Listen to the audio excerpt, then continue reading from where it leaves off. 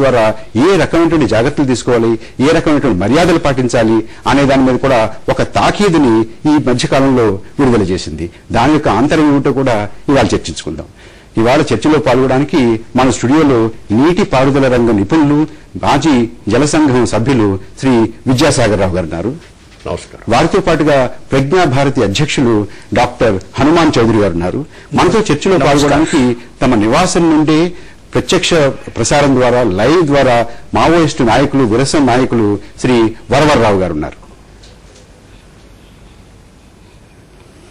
చౌదరి గారు, లాల్గఢ్ చూశాం. అసలు ముందు ఎవ్వరూ కూడా అనుమానించలేదు. పశ్చిమ బెంగాల్లో దాదాపుగా 3 దశాబ్దాల సిపిఎం పరిపాలన తర్వాత అక్కడ ఇంకా ఆ రకమైనటువంటి అలజడి వస్తుంది, మావోయిస్టుల అలజడి వస్తుంది అనేటువంటి ఎవరు ఊహించలేదు. ఒక్కసారిగా అది రావడానికి ఏమిటి కారణం, నేపథ్యం ఏమిటి? ఇప్పుడు మీరు 30 సంవత్సరాల పాటు పశ్చిమ బెంగాల్లో కమ్యూనిస్ట్ ప్రభుత్వం ఉందన్నారు. 70 సంవత్సరాలు ఫార్మర్ సోవియట్ యూనియన్ లో కమ్యూనిస్ట్ ప్రభుత్వం ఉన్నది. అక్కడ కూడా 70 ఏళ్ల తర్వాత కూడా అసమానతలో ఇంకా ఉన్నాయని తెలుస్తోంది. లంచగొండితనం ఉన్నదని తెలుస్తోంది, వ్యభిచారం ఉన్నదని తెలుస్తోంది. చైనాలో కూడా కమ్యూనిస్ట్ ప్రభుత్వం సాగుతూ ఉన్నప్పటికీ కూడా అక్కడ కూడా అసమానతలు పెరిగిపోతున్నాయని తెలుస్తోంది అనమాట అండి.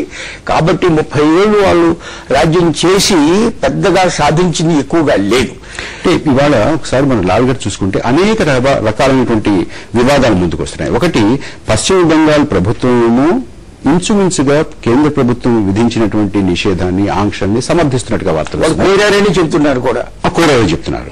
కానీ ఆ పార్టీ ప్రధాన కార్యదర్శి ప్రకాష్ కారత్ ఏమో ఒప్పుకోవట్లేదని అంటున్నారు.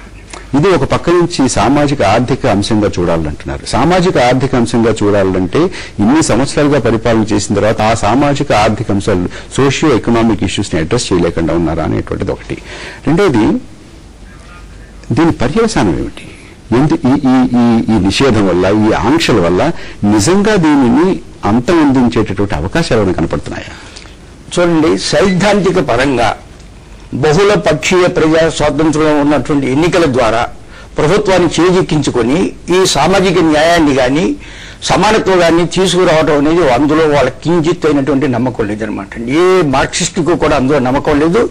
మార్క్స్ గారు చెప్పినట్టు కూడా dictatorship of the proletariat is the highest form of democracy అని వాళ్ళు అనుకుంటారు. కాబట్టి అటువంటి డిక్టేటర్షిప్ వచ్చే వరకు కూడా ఏ సమస్యలు కూడా తీరవు అని కొంతమంది బాగా విశ్వసిస్తూ, కొంతమంది బయటికి వచ్చి, అంటే సిపిఎం కానీ సిపిఐ కానీ వీళ్ళు వచ్చి, దాని తర్వాత వారితో ఎవరైతే అండర్ గ్రౌండ్కి వెళ్ళి ఆయుధాలు పట్టుకున్నారో వాళ్ళతో అటువంటి వాళ్ళే అబౌవ్ గ్రౌండ్ ఉండి వారికి మద్దతు ఇస్తూ ఉంటారు. ఏమిటంటే పౌర హక్కులని, సమాన హక్కులని ఇవన్నీ చెబుతూ ఉంటారు అనమాట అండి. ఇప్పుడు కమ్యూనిస్ట్ పార్టీ మన భారతదేశంలో చీలికలుగా చీలిపోయింది. కానీ ఎవరికీ కూడా, అందరికీ కూడా కామన్ విషయం ఏంటంటే బహుళపక్షీయ ప్రజా స్వతంత్ర ఎన్నికల ద్వారా ప్రభుత్వం వస్తే దానివల్ల సామాజిక సమస్యలు తీరుతాయని ఎవరికి నమ్మకం లేదు. అందుకని చౌదరి గారు, వరవరరావు గారు దగ్గరికి వెళ్దాం. వరవరరావు గారు, నమస్కారం అండి. నమస్కారం అండి. లాల్గఢ్లో నమస్కారం. లాల్గఢ్లో ఇంకా కాల్పులు కొనసాగుతున్నట్టుగా వార్తలు వస్తున్నాయి, ఇంకా అలజడి కొనసాగుతున్నట్టుగా వార్తలు వస్తున్నాయి. ఒకటి. రెండవది, అసలు దీని యొక్క నేపథ్యం ఏమిటి?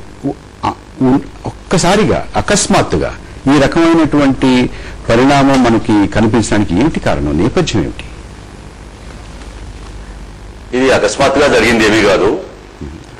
ఆదివాసుల పట్ల మార్క్సిస్ట్ పార్టీ గత 47 సంవత్సరాలుగా అనుసరిస్తున్న వైఖరి యొక్క పరిణామాలే మొట్టమొదలు నక్సల్బరీతో ప్రారంభమైనవి. ఇప్పుడు నందిగ్రామం, సింగూర్ల మీదుగా వచ్చి, నందిగ్రామం, సింగూర్లు పూర్తిగా ఆదివాసీ ప్రాంతాలు కాకపోయినప్పటికీ కూడా అక్కడి నుంచి వచ్చి వాళ్ళ లాల్గఢ్లో మళ్లీ ఆదివాసుల మీద దాడులుగా కొనసాగుతున్నది. ఇది నిజానికి మార్క్సిస్ట్ పార్టీ లేదా కమ్యూనిస్టులు ఆదివాసుల పట్ల గాని, దళితుల పట్ల గాని, పీడితుల పట్ల గాని వహించేటువంటి వైఖరికి సంబంధించిన అంశం కాదు. అటువంటి వైఖరి ఇంకా తీసుకున్నట్టయితే చైనాలో గాని, రష్యాలో గాని ఇవాళ ఏ పరిస్థితులు ఏర్పడ్డప్పటికీ కూడా అక్కడ విప్లవం వచ్చినటువంటి ఆరంభ రోజులలో నిజానికి జాతులు సర్వతోముఖాభివృద్ధి చెందినటువంటి పరిస్థితి ఉంది. అట్లాగే అక్కడ చాలా మౌలికమైన అంశాలలో పూర్తి సంక్షేమాన్ని పొందినటువంటి పరిస్థితి కూడా ఉన్నది. వరవరరావు గారు, అంటే ఇక్కడ బెంగాల్లో విచక్షణ రాజకీయాల్లో విచక్షణ కొనసాగుతుందా? విచక్షణ ఉందా? చాలా స్పష్టంగా ఎందుకంటే ఆరంభమే నిజానికి నక్సల్బరీ కంటే ముందు 67 ఎన్నికల్లో నిలబడ్డప్పుడు బెంగాల్లో 6 లక్షల హెక్టార్ల భూమి మిగులు భూమిగా ఉన్నదని, అది జోతేదారుల చేతిలో ఉన్నదని, తాము అధికారంలోకి రాగానే అది భూమి లేని నిరుపేదలకు పంచుతాననేటువంటి హామీతోటి జ్యోతి బసు ఎన్నికల్లో నిలబడ్డాడు. ఎన్నిక కాగానే నిజానికి ఆ సమయానికి ఒక సిల్గుడి ప్రాంతము డివిజన్ కు చారుమణి గారు కార్యదర్శిగా ఉన్నాడు. మార్క్సిస్ట్ పార్టీ అధికారంలోకి వస్తే భూమి లేని నిరుపేదల భూములు పంచుతుంది కదా అని ఆయన సిల్గుడి ప్రాంతంలో భూములు పంచడం కొరకు 8 దస్తావేజులు అనే పేరుతో, తెరాయి దస్తావేజులు అనే పేరుతో దస్తావేజులు రూపొందించి భూస్వాధీనం అనేది మొదలుపెట్టాడు. అధికారంలోకి రాగానే అజయ్ ముఖర్జీ ముఖ్యమంత్రి అయి, జ్యోతి బసు ఉప ముఖ్యమంత్రి కాగానే హోంమంత్రి కూడా అయిన తర్వాత ఆ భూమి 10,000 ఎకరాల భూమిని నక్సల్బరీ, ఖేరిబరీ ప్రాంతాల్లో స్వాధీనం చేసుకున్నటువంటి భూమి లేని నిరుపేదలైనటువంటి సంతాల ఆదివాసులకు భూమి పంచడానికి బదులుగా ఇప్పటిలాగానే సిఆర్పీఎఫ్ బలగాలను తీసుకొచ్చుకొని నక్సల్బరీ రైల్వే స్టేషన్ నుంచి వాళ్ళ మీద కాల్పులు జరిపారు. 7 మహిళలు, 4 పిల్లలు చనిపోయారు.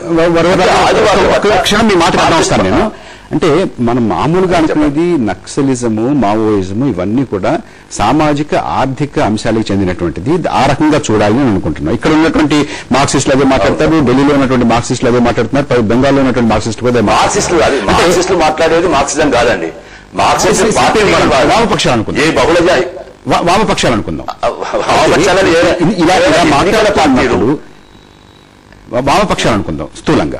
ఎన్నిక కాదండి, ఇప్పుడు ఆర్ఎస్పీ వామపక్షాలకు, నక్సలైట్లకు మీరు మీడియా వాళ్ళు వాడుతున్నటువంటి మాటే గాని ఒకసారి వాళ్ళు ఎన్నికల రాజకీయాల్లో చేరిన రకాల పార్టీలతో అంటారే సందర్భాలు ఉన్నది. ఆయన చెప్పినట్టుగా బహుళ పార్టీల ప్రభుత్వాలు ఏర్పడే సందర్భాలు ఉన్నాయి. నిన్నటిదాకా కాంగ్రెస్ ను బలపరిచిన వాళ్ళు కనుక వాళ్ళు బహుళపక్ష ప్రభుత్వాలను వ్యతిరేకించిన వాళ్ళేవి కాదు. కానీ వాళ్ళు ఎన్నికల రాజకీయాలకు వచ్చిన తర్వాత ఎన్నికల రాజకీయాల్లో ఉన్న వాళ్ళు ఏవైతే సంపన్న వర్గాలకు సేవ చేయాలనే పనిని పెట్టుకుంటారో సిపిఎం పార్టీ కూడా అటువంటి సంపన్న వర్గాలకు సేవ చేయాలనే పని పెట్టుకున్నది. అది మనం ఆలోచించవలసిన. అట్లా కాకుండా ఆయన నియంతృత్వం గురించి ఒకసారి భవిష్యత్తు గురించి మాట్లాడుకుందాం. ఇవాళ లాల్గఢ్ లో భవిష్యత్తు కూడా స్థలజలు జరుగుతోంది. ఏం జరగబోతోంది? ఇంకా రామ్గఢ్ ను స్వాధీనం చేస్తుంది. సమస్య ఎట్లా పోతుందండి? ఇప్పుడు దానికి అక్కడ ప్రారంభం ఎక్కడైంది?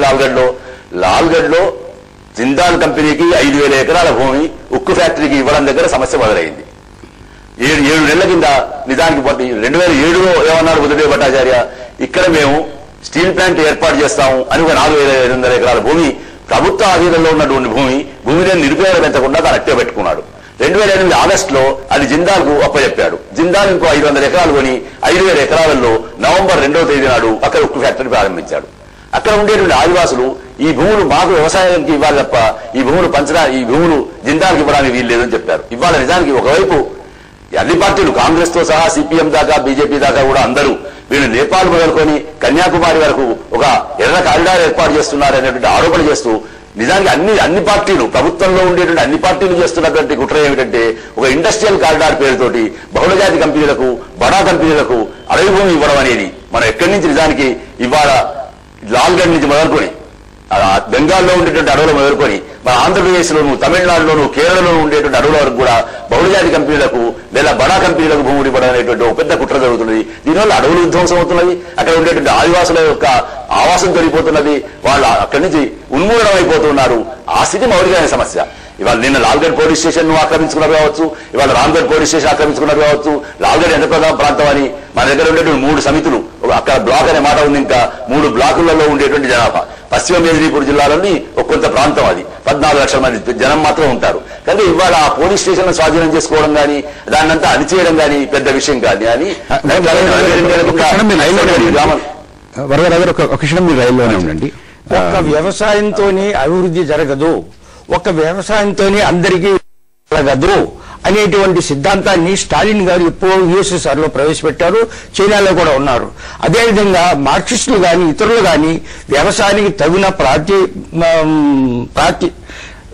ఇంపార్టెన్స్ ఇస్తూ ప్రాధాన్యత ఇస్తూ దాంతో పాటు పరిశ్రమలు కూడా స్థాపించితేనే సర్వతోముఖమైనటువంటి అభివృద్ధి జరుగుతుందనే ఉద్దేశంతో వారు అక్కడ పరిశ్రమలు స్థాపించాలని అనుకున్నారు. కాకపోతే ఎంత డిగ్రీ న్యాయం చేయనేది అది ఎగ్జిక్యూటివ్ చర్యల వల్ల చేయొచ్చు అనమాట అండి. కాబట్టి పారిశ్రామికరణ వ్యతిరేకిస్తాము అని అనటం అనేది సవ్యమైనటువంటి ఇది red corridor versus industrial corridor. Industrial corridor అనొచ్చు.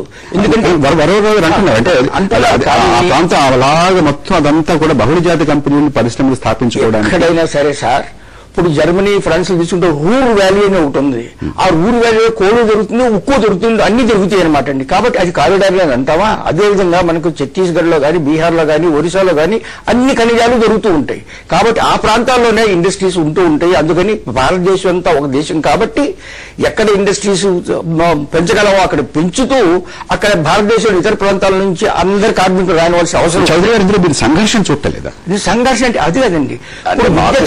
వాళ్ళు ఎవరైతే నాయకులు అంటున్నారో, ఎవరైతే దేశాన్ని పాలించి దాన్ని ఉద్ధరిద్దాం అనుకుంటున్నారో వాళ్ళు విద్యతో ప్రవర్తించాలి. ఒక క్షణం ఆగండి వరవరరావు గారు. ఇప్పుడు హనుమాన్ చౌదరి గారు మౌలికంగా మార్క్సిస్ట్ పార్టీ వాళ్ళు బడా పరిశ్రమలకు కానీ, బహుళజాతి కంపెనీలకు కానీ భూములు కట్టబెట్టడానికి వ్యతిరేకం కాదనమాట. అట్లాగే ఈ పరిశ్రమలన్నీ కూడా మొత్తం మీద దేశంలో ఉండేటువంటి కేంద్ర ప్రభుత్వ నిర్ణయం మీద ఈ పరిశ్రమలన్నీ బెంగాల్లో ఆదివాసీ ప్రాంతాల్లో రావడం కూడా వ్యతిరేకం కాదనమాట. అయితే అక్కడ ఆయన కోరుకుంటున్న వల్ల పాలకుల వ్యతిరేకం గురించి. కానీ మౌలికంగా మేమంటున్నది ఏంటంటే, ఏ చైనా గురించి ఆయన ప్రస్తావన చేశాడో, ఏ అర్ధసత్యాన్ని ఆయన చెప్పాడో, మావోసిజం ఏమన్నారంటే మూడో ప్రపంచ దేశాలలో, వ్యవసాయ దేశాలలో మనిషి రెండు కాళ్ల మీద నడవడం, ఎక్కడైనా రెండు కాళ్ల మీద నడవాలి, కానీ మన కడుపులోకి నడవలేం కాబట్టి మనం రెండు కాళ్ల మీద నడవడం నేర్చుకోవాలి. రెండు కాళ్ళు అంటే ఒక కాలు వ్యవసాయం అయితే ఇంకో కాలు పారిశ్రామిక రంగంలో తప్పకుండా అభివృద్ధి చెందాల్సిందే కానీ ఆ పరిశ్రమలు వ్యవసాయ సంబంధించినటువంటి పరిశ్రమలు కావాలి. ఓ కెమికల్ హబ్ రావడమో, ఓ కార్ల కంపెనీ రావడమో ఎట్లా వ్యవసాయానికి ఉపయోగపడుతుందో వివరించాల్సి ఉంటుంది. అట్లాగే ఉక్కు ఫ్యాక్టరీ రావడం అనేది ఉపాధి కల్పించడం కావచ్చు. కానీ ఆ ఉక్కు ఫ్యాక్టరీ కూడా విశాఖపట్నంలో వచ్చినట్టుగా పబ్లిక్ రంగంలో వస్తున్నదా? కలకత్తాలో ఉండేటువంటి పబ్లిక్ రంగంలో ఉన్నటువంటి పరిశ్రమలన్నీ ఏమైపోయినాయి? పబ్లిక్ రంగంలో ఉండేటువంటి పరిశ్రమలను మావోయిస్టులు వ్యతిరేకించిన సందర్భాన్ని ఒకటైనా హనుమాన్ చౌదరి గారు చూపగలరా? మేము పారిశ్రామికీకరణ వ్యతిరేకం కాదు, మేము పారిశ్రామికీకరణ పేరుతోటి ప్రైవేటు కంపెనీలకు, అది కూడా చాలా ఆధునిక పరిశ్రమలకు, అంటే ఎక్కడైతే ఉపాధికి అవకాశం లేదో, ఎక్కడైతే ఉద్యోగాలకు అవకాశం లేదో, మన హైదరాబాద్ లో చూస్తున్నాము ఐడిపిఎల్ కానీ, అల్వీర్ కంపెనీ కానీ, ఇటువంటి వేలాది మంది ఉద్యోగాలు ఉండేటువంటి కంపెనీలను మూసేశారు. ఐరన్ జాయ్ మిల్లు లాంటి బట్టల మిల్లులను మూసేశారు. బాంబే, కలకత్తా నగరంలో వేలాది మిల్లులు మూతపడిపోయాయి. లక్షలాది మంది కార్మికులు బయటపడ్డారు. నిజానికి 2001లో అధికారంలోకి వచ్చినటువంటి ముఖ్యమంత్రి అయిన బుద్ధదేవ భట్టాచార్య మన మైండ్ సెట్ మారాలి, మనం భూ సంస్కరణ చేసేసాము, ఇంకా పారిశ్రామిక రంగంలోకి వెళ్ళాలని చెప్పిన తర్వాత గణాంకాలే 8 సంవత్సరాలు ఏమో చెబుతున్నాయంటే లక్షలాది మంది నిరుద్యోగులు అయిపోయారు. పబ్లిక్ సెక్టర్ లో ఉండే నిజానికి కనోరియా లాంటి ఒక జనపనార మిల్లు 1 సంవత్సరం పాటు సమ్మె చేసి కూడా కార్మికులు తాము స్వయంగా ఉత్పత్తి చేస్తామని ప్రయత్నం చేస్తే కూడా వాటికి మార్కెట్ కాకుండా చేసి ఆ మిల్లులన్నీ మూతపడేశారు. బట్టల మిల్లులు, జనపనార మిల్లులు, కలకత్తాలో ఉండేటువంటి అన్ని మిల్లులన్నీ మూతపడిపోయి ఇవాళ పారిశ్రామిక అభివృద్ధి గురించి మాట్లాడుతూ పోయి అభివృద్ధి కూడా అయింది. జిందాల్ కంపెనీ నవంబర్ 2 నాడు ప్రారంభించినారు. 2002 నాటికి ఎంత ఉక్కును ఉత్పత్తి చేస్తామో, ఎన్ని ఉపాధి కల్పిస్తామో చెప్పారు. మళ్ళీ ఒక 6 రోజుల ముందే నవంబర్ 7వ తేదీ నాడే 20% ఉక్కు ఉత్పత్తిలో కోత పెడుతున్నామని చెప్పారు. చెప్పండి వరవరావు గారు, మీ అభిప్రాయాలు, మీ విశ్లేషణని మాతో పంచుకున్నందుకు ధన్యవాదాలు. ఇప్పుడు చిన్న బ్రేక్ తీసుకుందాం. అంతకంటే ముందు వార్తాంశాల్లోకి వెళ్తే హైదరాబాద్ లో ప్రేమ జంట ఆత్మహత్య చేసుకుంది. జలగం వెంగళరావు పార్క్ లో నిన్న రాత్రి బలవన్ మరణానికి పాల్పడింది. ఆ దృశ్యాల్ని ఇప్పుడు చూద్దాం.